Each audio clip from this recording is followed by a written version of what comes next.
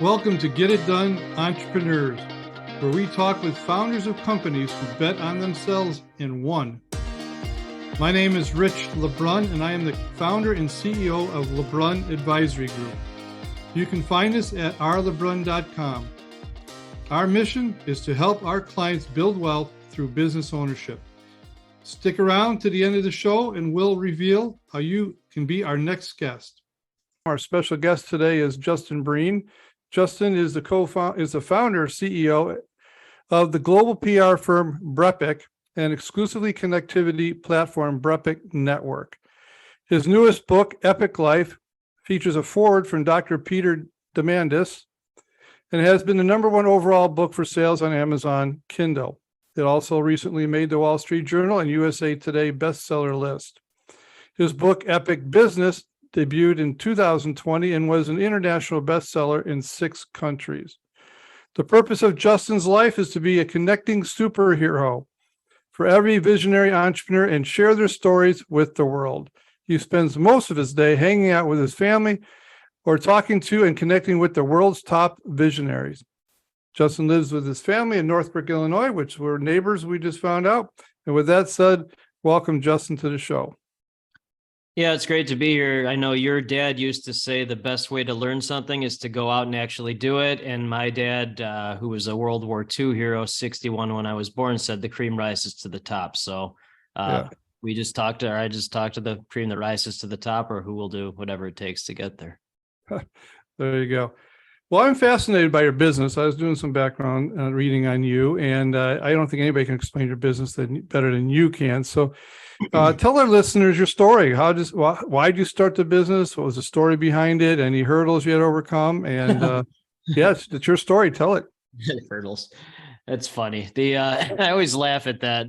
I know you're trying to tee up a question. I appreciate that. But so my dad was shot down multiple times in World War II, many times without a parachute, got back in the plane. So my litmus test for someone is, are you someone who will get back into a plane without a parachute, or are you going to make it an excuse? So I don't understand people that make excuses. It's like, it's a confusing thing to me. Entrepreneur life, you just do it. Like, that's like your dad said, like my dad said. So, I was a journalist for 20 years, created entire first company in 2017 based on how PR firms annoyed me for 20 years. So I don't know what PR firms do. They just annoyed me. And was a journalist, February 10th, 2017. I had job salary cut in half, couldn't find a job.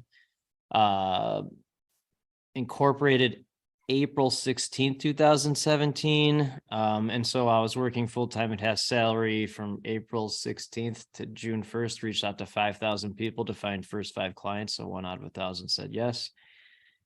Resigned. I got 5th client on June 1st, resigned the next day. And then Robert Feeder, at the time, he was the top media columnist in the Midwest. He's retired, which is interesting to me. He's retired since then, but he did his story. I started my own firm. So that was just to get first company started. Most people can't. I mean, they're not meant to do that. So now I run 2 companies that only partner with people that'll get into a plane without a parachute. Define that. Explain that a little more in detail. Yeah, I understand the outcome of that, but explain it to our listeners. What are you looking for when? So my brain turns everything into patterns. And I was a journalist for 20 years, so I don't understand business owner stuff, revenue, employee count, office space. That's not why you get into journalism. So my whole life has always been around purpose, whether it's being an entrepreneur who happened to be a journalist, or running a global PR firm or global connectivity platform. I mean, so it's always been based on purpose. So we only partner with visionaries who live in abundance and who look at things as investments, not costs. So humans, business owners, consultants, they're not visionaries, definitely not human. And they look at things as cost, not investment. I ignore that world because I can't help them. It's not the purpose of my life. And then they're going to not do anything with what I'm saying anyway. So we just connect and partner with visionaries who are changing the world, not their world people, the world people. And that's endlessly fun to do that because those are the people that actually change the world, and I can help them do that. And then allow me to spend time with my family, which is the most important. Can you give us an example? Give us a person changing the world. It's like bringing world peace. That's a big concept. Yeah, talk to me is meaningless without it. Yeah, so one of my partners is Jack Schuler. He just turned 82, I think. He's Forbes billionaire. He's giving away all his money. He's given away all of his money, but he's going to give it all away to help underserved kids in Chicago and Milwaukee go to schools like Harvard and Yale for free. Peter Diamandis wrote the foreword for my book. He started X Prize Singularity University, is one of Elon Musk's good friends. One of the PR partners, Kathleen Adams, she just started her latest company at age 68 to help people plan the next 50 years of their life after they turn 68. So people living well past 100. Have an entrepreneur who happens to be an attorney based in California. He's expanding his law practice across the United States based on empathy, which is very rare for an attorney. So, yes. Right. So I don't understand business owner stuff. It's confusing to me. I'm very grateful for people that do. That's not why you become a journalist. So I just ignore that world and I just focus on people changing the world. And then they connect me to other people changing the world. So there's been nothing outbound or selling anything for years. You just create value for highest level people, and then they create value for you. It's very simple. So it could be an individual who's doing something with his community. Is that working for you, or does that have to be a bigger scale? That's a their world person. Yeah. No, it's got to be a the world. And someone who's changing their community almost certainly will not have the level of investment it takes to partner with my firm. They might, but I doubt it. I strongly doubt it. Good. Well, thanks for that clarity. Okay. Well, you had some definitely, you're zeroed in on what you're trying to accomplish, which we're going to cover a little bit more here in detail. But looking back, you've been a journalist for quite a while. You started your own company. Anything you would have done differently? Any decisions you made that? No, because all of that is just learning lessons because all of that was just knowledge for where I am now. So most folks look in a scarcity mindset. Oh, I made this mistake. I shouldn't have done that. No, it was a good learning experience. And everything that has prepared me for this moment and every great thing that's happened in my life, almost without exception, followed a complete disaster. And that was a great learning experience. So, for example, had a terrible relationship, and broke up. A couple months later, met my wife. Job salary cut in half, couldn't find a job, started first company. End of 2018, made more money in 1 year, less than 2 years into entrepreneur world, more money in 1 year than I'd ever thought possible. Never been more miserable in my life. That was a great experience. I'm glad I went through that. So but every experience has prepared me for now. And then if you know where you come from, then you know where you are and you know where you're going. So because that's what life is. That's what life is learning from your mistakes. So mistakes are essential. They're essential. Yeah, I love it. We had a guest on the show here, Jeremy Delk, wrote a book called Without a Plan. And he said, just, get in the game, keep going, keep adjusting, adapting, keep going forward, and you learn from what you've come from. On the other hand, you made some good decisions, though. And let's go on the positive side. Let's not the scarcity side. What are some decisions you made that really are the catalyst for your success? Oh, I married my wife. Yeah, well, there you go. That was a smart thing to say. Well, that's the only thing to say. The first thing I do every day is a grateful journal to her. Without her, terrible situation. So usually my brain turns everything into patterns. Most of my days talking to ideators who are all over the place. ADHD, diagnosed or undiagnosed. It's not a disorder. It's a sign of genius. It's mislabeled by humans. And then I'm ultra focused. So I turn everything into patterns. So usually, but not always, people like us marry stabilizing humans, usually. And so my wife's a pediatrician. Love, warmth, empathy, rules, order, calendar items, lists. And then our sons, I think that's your son that works with you, which is wonderful. And your wife too. But Our sons are, they're 8 and 10. They're a mixture of her warmth and empathy, and then my get back into a plane without a parachute. So it's a really interesting thing. But no, I mean, without my wife, there's nothing. I mean, both my books, the entire dedication is just to her, not even to my kids. Well, that's a good lead in. Let's take a little commercial break. Talk about your company. I know you did a little bit, but then maybe describe who you're looking for in a little bit more detail. And if you want to talk about your books, you've written a couple of them. I don't know if you have one that you want to promote over the other, but feel free. This is your time. Oh, well, thank you. I appreciate that. Again, like there's been nothing outbound in years. You just provide value to top people. They provide value to you. So it eliminates competition world. It's all fully collaborative, and that's exciting. All I hear is we're tired of being the best secret. We want to be in more news media. It's usually at a global level to create more validity and credibility. So it doesn't matter where the company's located. It doesn't matter what they do. Doesn't matter how big. It's like, are you a visionary? Do you live in abundance, and do you look at things as investments? If you do, great. If you don't, that's fine. I just can't help you. And then second book is BrEpic Life: How to Build Collaborative Global Companies while putting your loved ones first. So entrepreneurs, most damaged people, they're the most damaged people with the best coping skills, the most trauma, most depression, most anxiety, but they have the highest IQ, highest EQ, highest guts, highest courage. So they use those coping skills to create all this, these massive companies, massive revenue, massive employee count. And I talk to 1 to 2 folks like that a week that have let entrepreneur life destroy their family life or prevented them from ever having a family. And I don't understand that. So the second book is How to Build Collaborative Global Companies while putting your loved ones first, which is a message I strongly believe in. Yeah, great. People can't figure that out. So you must have the secret sauce, which everybody needs to know. Definitely not a C. I mean, that's it. Answer. Because without an answer, what's the point? Right. Now you also, you obviously work for firms from a PR standpoint, right? But you also put a fairly successful a connecting network event. Did you do that throughout the year, or is it a one-time event? Oh, so that's a platform. The formula for creating a successful global company is very simple. Is you see a problem, create solution, problem solve, successful global company. So first company annoyed by PR firms, created solution.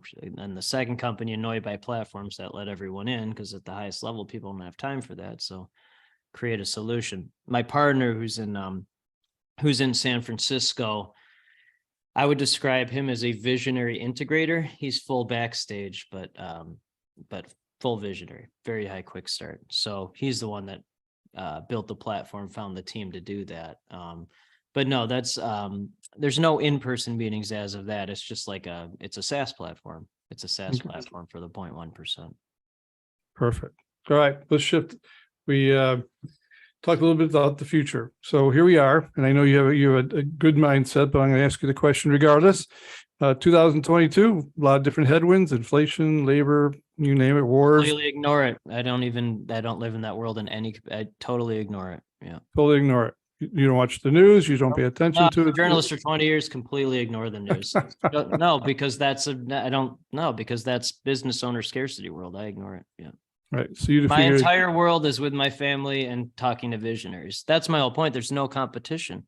And it's really fun to be in this space. Most of the society has no idea what I'm talking about, but the people that do are the ones that are changing the world. So it's just a really, usually people like us are aliens within their own family, community, and vertical. Nobody understands us except top entrepreneurs. I didn't know I was that person until job salary was cut in half, and I was having conversations like this and no one knew what I was talking about. And then I finally found people who understood what I was talking about, and they just happen to be top entrepreneurs on planet. So that is what I am.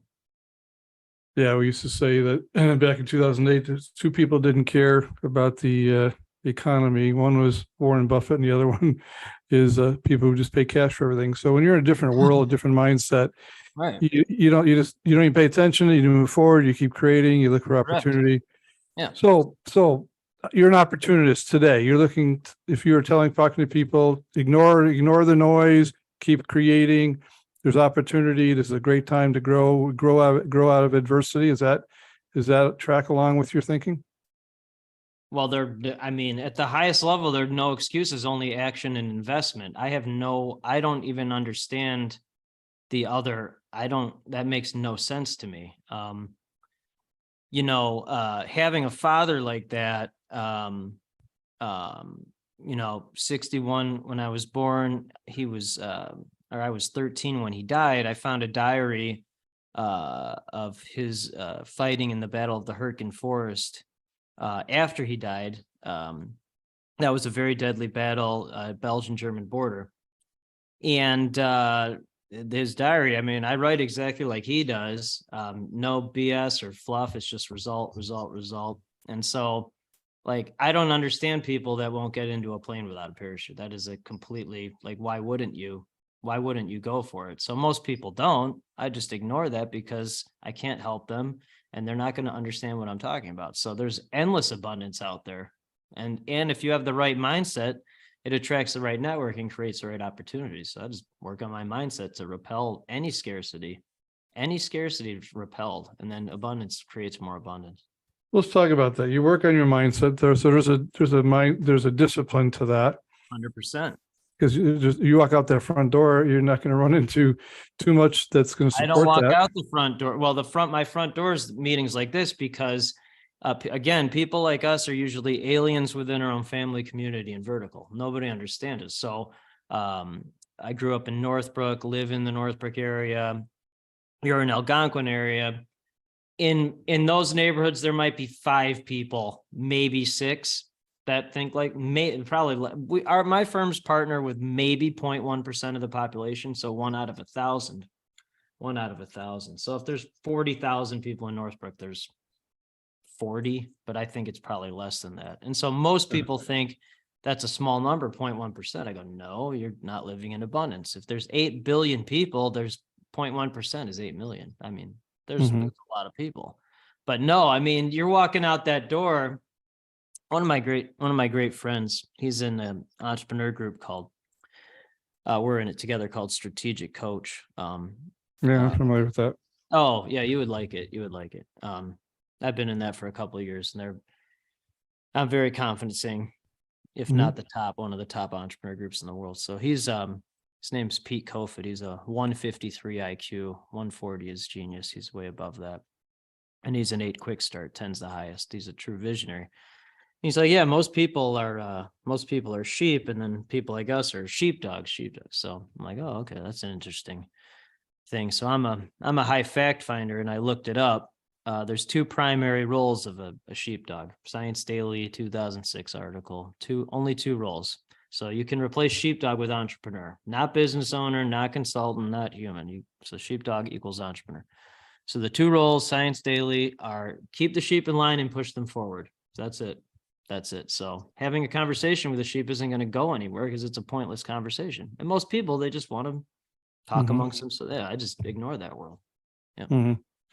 Yeah, I'm very fascinated by this for all the right reasons. You are that's definitely because you're a sheepdog and you spend most of your time talking to sheep and you don't find it's annoying to you. Well, that's why. Yeah, well, it's it takes a certain person, you already identified that, to stay above the line, if we would want to call it that way. I'm just flying the plane. Most people want to land the plane. I just don't. I mean, no. Yeah. It's fun. What fun is landing it? Fun is flying it. Yeah. Right. Okay, so you focus on the people that get you, and you get them. Yeah. You ignore the noise. You are a journalist, though. Are you a reader? I mean, you read things to motivate you, or you just kind of stay in that one plane and your conversations motivate you? That's an excellent question. I'm a voracious reader. And then I will dovetail what you said. I was an entrepreneur who happened to be a journalist. I just didn't know that. So journalists who are journalists writing about negative news, political news, if it bleeds, it leads. I never understood any of that. They had as when I was a journalist, would write about and connect cool people changing the world. So nothing has changed. So I had no idea what they were complaining about, and they had no idea what I was doing. It was because alien within our own family, community, vertical. Number one book besides my dad's diary, which is, I mean, that's a good litmus test. Good litmus test, but Man's Search for Meaning, Viktor Frankl, that's number one. I mean, that's the ultimate no. I'm assuming you've read that. If you haven't, I have. oh I yeah. have. Yeah. So Great, that's great number book. one. That's number one. Yeah. That number two? Just number My one. dad's diary. My dad's Oh, diary. is that actually a published book, your dad's diary? No, but it's the greatest. I published some of the excerpts in my second book, Epic Life. But I'll give you an example. You want to? So Yeah, this I is my would. litmus test. This is graphic for your audience. So, and every day was like this in some capacity. So this is my dad. Okay, this is my dad. So, December 25th, 1944. Okay, so Christmas Day, 1944. My dad was he was on the ground and was watching a firefight with three American planes, one Nazi plane, and Nazi plane shot down first two American planes. The third American plane got the Nazi plane, and the Nazi pilot jumped out of the plane. Parachute didn't open, so my dad and his friends watched the guy explode on the ground. So my dad and his soldier friends walked over to the body, got the paperwork. One of them could read German, and the pilot was 19 years old on his first mission. So that is in some weird, bizarre way, that is entrepreneur life. Most people cannot, but that's what it is. So you can either handle something like that or you make an excuse. Yeah, it's interesting. I could probably use some coaching from you, and I'm trying to understand when people want to buy a business. That's the business I'm in.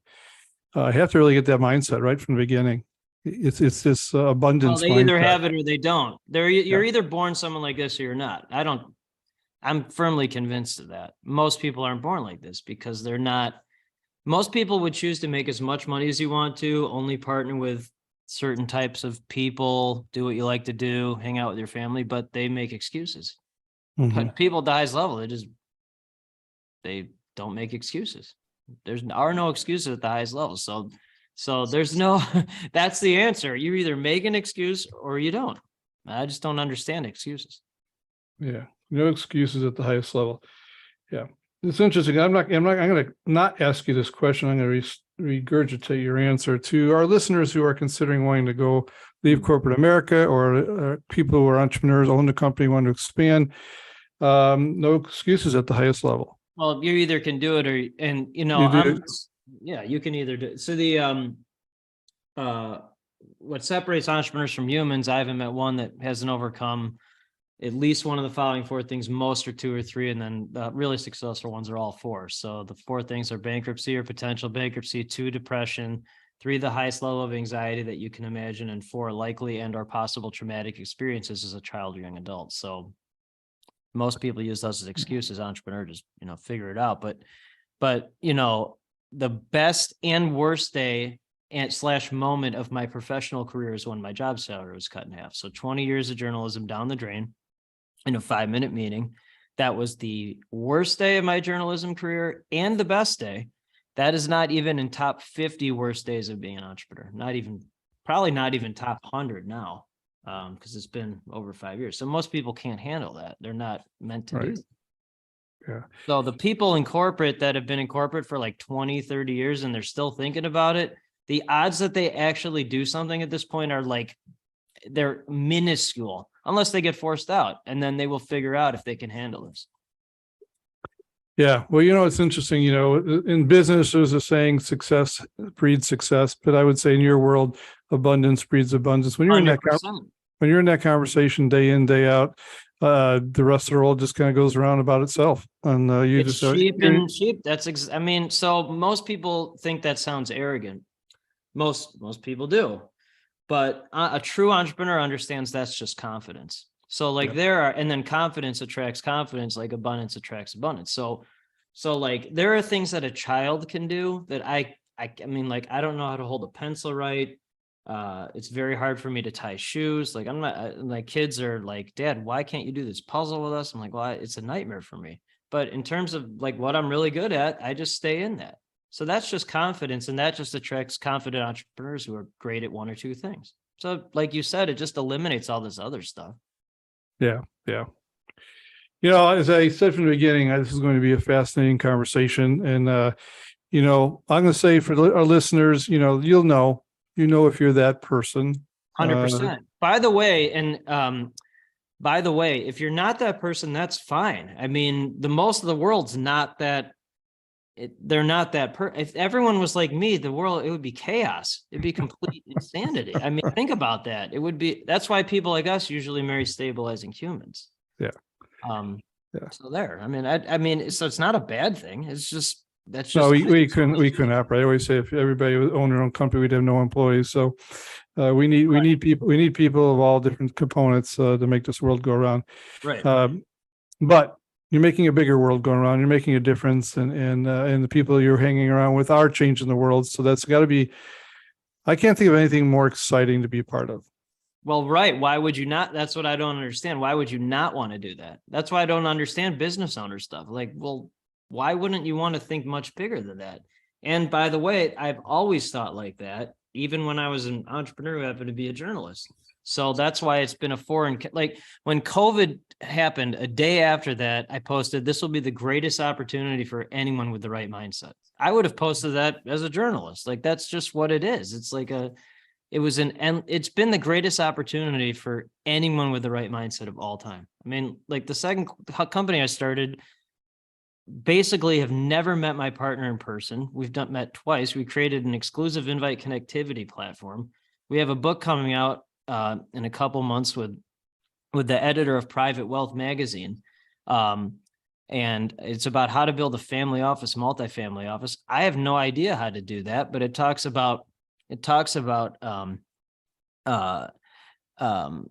new company being the connectivity platform for people like that. And then the editor of Private Wealth, his name is Russ Allen Prince. In the family office space, he's number one. And then he's the editor of that magazine. They have 2,000 subscribers. Average revenue is 8 figures per subscriber. So he keeps doing stories on me and my companies and stuff. And I'm like, it's just because you get back into a plane without a parachute. That's what it is. And so those are the things that happen if you actually have the focus and the mindset and the guts to do something. You might have said this before. Let me just ask you a question. When did you know you had this? I'll call it. I was born with this. Yeah. You're either born someone like this or you're not. I mean, so and I was born with a story. Like, I was just born to be this person. And again, I strongly feel like that. Like, you're either born like this or you're not. So my dad, when he was in his late 50s, a drunk driver hit him. Drunk driver killed. Dad broke every bone in his body. And then my mom was his nurse. So my mom was 27 when I was born, 34-year difference. And most of my days talking to top entrepreneurs on planet, my mom has more hustle than any of them. I've never met anyone ever with more hustle than my mom. So I'm the combination of war hero, shot down multiple times in combat. My dad became an attorney in the Nuremberg trials, came from nothing, no excuses. Told me every day from age 5 to 13 that the cream rises to the top. So I have no tolerance for people that will not do that. And then my mom, ultimate hustle, survive and thrive. And then my wife, our first date was the day before she started medical school. Mm-hmm. So I'll have conversations with people, but I do not want to hear excuses, because that is not acceptable to me in any capacity. It seems like you found your stride here recently, though. Would that be fair to say, or no? And when you left journalism, I found people who understood what I was talking about. When I was a journalist, the people I interviewed, I was endlessly amazed by them because they weren't making excuses and they could understand me. And then I would say, starting first company with zero business background, it took a couple of years. I was in the wrong rooms I was in rooms with business owners or consultants, and they had no idea what I was talking about. And it was hilarious because this is a funny story. You'll appreciate this. One of these rooms was like $500 a year, $500. That's fine. I was having a conversation with the guy. He's an employee. He's like, well, we had a lunch conversation. He's like, well, I have no idea what you're talking about, but the owner of my company does. And so the owner was like, his name's Gary Clavin. So Gary's a genius, definitely a genius. He was number one in his Army Rangers graduating class, graduated at the top of that. He's most at peace when he's driving 200 miles an hour, which I can definitely relate to that. And he's like, well, you're not $500 a year group. You need to join this 10,000 a year, which is strategic coach. He's a coach in that. Like, oh, okay, I'll do that. And then I finally started to find people who understood what I was talking about. And so now I'm in two that are 25K a year each. I'd easily invest 50K a year in them each because I can talk to someone where there's a two-way conversation. But it didn't start out as 25 a year, 25K a year. It started at $250 a year. Yeah. No one understood what I was talking about. Love it. I love it. Yeah. Well, you know what? Thank you for your time today. If anybody feels they have this mindset of abundance and they want to get in touch with you, what's the best way for them to do that? Thank you. I appreciate it. I would like to know your Colby score if you can find it or take it again. Most visionaries are high quick start, little to no follow through. I'm high quick start and high follow through, which is very rare, and we're both high D's, so you'll probably do it. But the Justin Breen on LinkedIn is fine. Justin Breen on LinkedIn. Well, we'll put that in the show notes. Justin, thanks for your time. Thanks for sharing your vision. A very exciting and far-reaching conversation. And again, I can understand that that'd be the most exciting place to live. As a friend of mine told me, there's a world within this world if we look for it. And I think you've created your own world. 100% created own game with own rules. Yeah. Right. Yeah. Well, I hope you have a great day in Chicago here, and we get some decent weather before the snow comes. So nice talking to you, Justin. Thank you, Rich.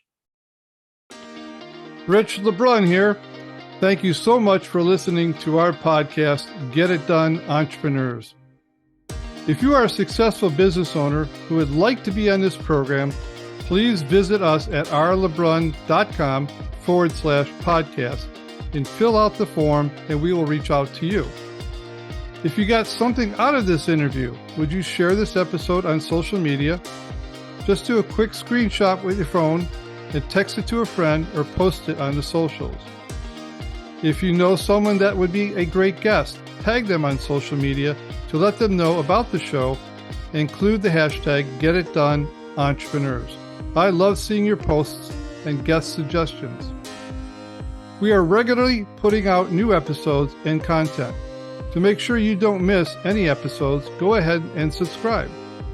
Your thumbs up, ratings, and reviews go a long way to help promote the show and mean a lot to me and my team. Want to know more? Go to our website, rlebrun.com, or follow me on LinkedIn, Facebook, and Instagram. Thanks for listening. We will see you next time.